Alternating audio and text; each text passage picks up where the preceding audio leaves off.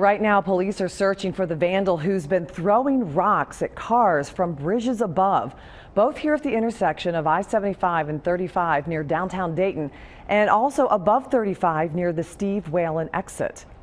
Sounded like a bomb when it hit. It was a loud boom, crashing sound like I actually crashed the truck. That's Larry Miller. He says someone threw a rock the size of a baseball and hit his windshield, nearly causing him to lose control and go off the road. Police say that vandal and perhaps others have damaged 7 cars in that area over the past week. I say it's kids. I mean, you know, it's not a game. It's a very dangerous situation. It's somebody's life out here they're playing with.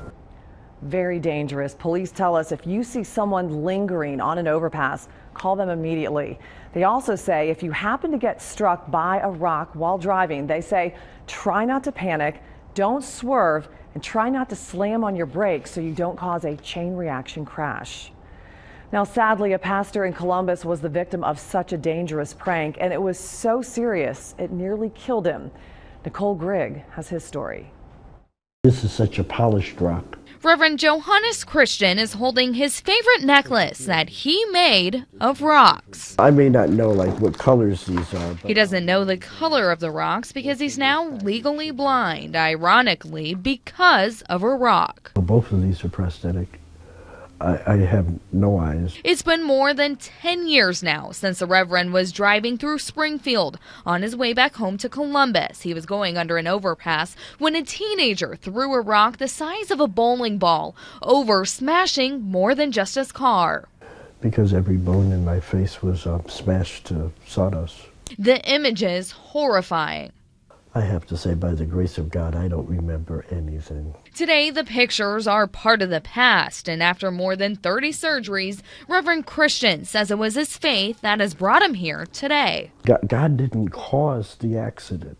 It was caused by human thought, by a person's actions. Hearing those actions are still happening, the Reverend wanted to share the pain he went through and maybe send a message so no one else is hurt. The more that we can talk about the kind of devastation that can come from pranks like this, that it might help to steer someone in the right direction. As for the 15-year-old who did this, he finished a 12-year prison sentence and was released this past October. Nicole Grigg, ABC 22 News.